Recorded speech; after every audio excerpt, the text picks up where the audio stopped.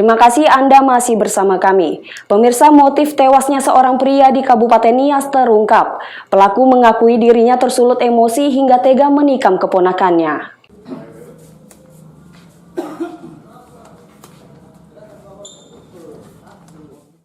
Pria berinisial JG 37 tahun, warga desa Saitagaramba, Kecamatan Sogai Adu, Kabupaten Nias, akhirnya mendekam di balik jeruji besi tahanan Polres Nias setelah terbukti dan mengakui perbuatannya. JG tersulut emosi dan tega menikam pria bernama Syukur Jayagori saat keduanya bertemu di sebuah warung pada 6 Maret lalu.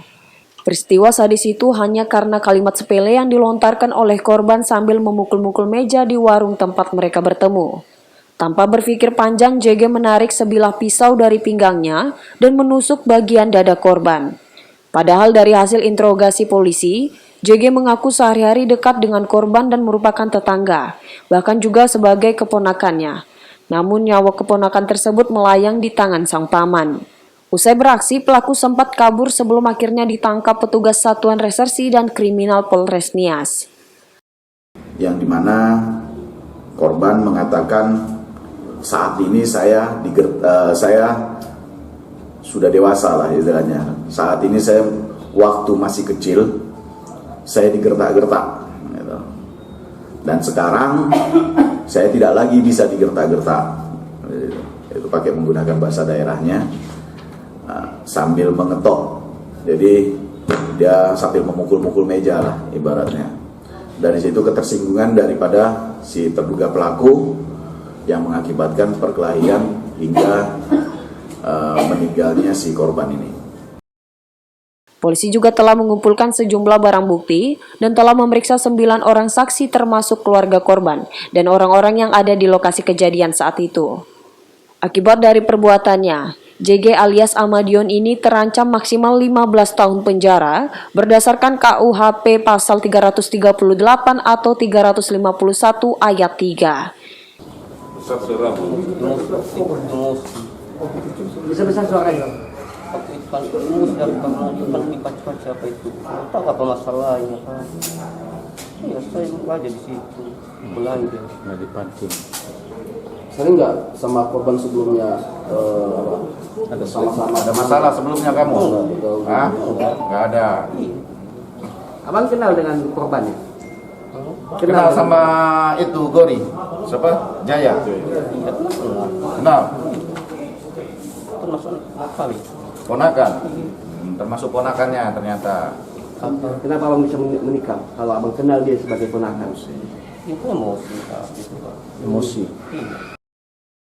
Kini JG dengan tangan terbelenggu borgol diboyong petugas dari tempat konferensi pers kembali ke ruang tahanan untuk menjalani masa tahanannya.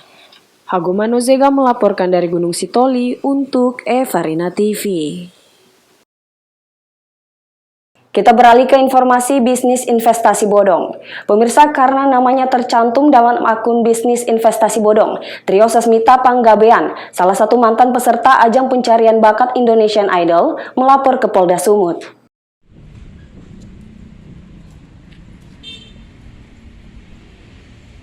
Korban yang sempat viral dengan aksi lucunya saat mengikuti audisi Indonesian Idol membuat laporan ke ruang SPKT Polda Sumut dengan didampingi kuasa hukumnya Adrian Hariman Siregar.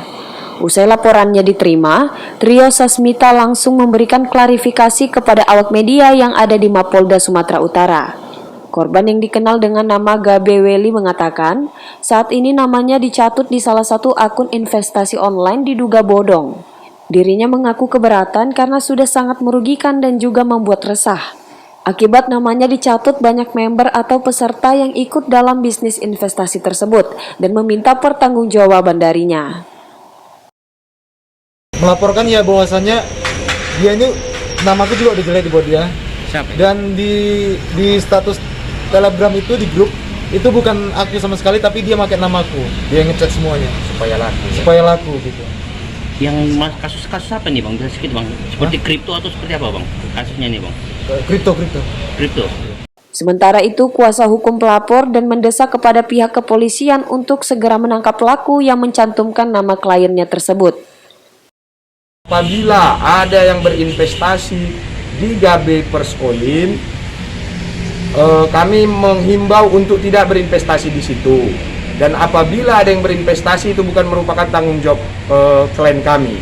Karena kita sudah melaporkan di sini sudah terbit LP-nya oleh orang yang tidak bertanggung jawab. Kita Siapa berharap itu bang? di sini inisial AH. Akibat investasi diduga bodong tersebut, sejumlah warga yang ikut dalam bisnis itu menjadi korban penipuan. Wahyu Pratama melaporkan dari Medan untuk Evarina TV. Sumut hari ini akan kembali dengan informasi menarik lainnya. Tetaplah bersama kami.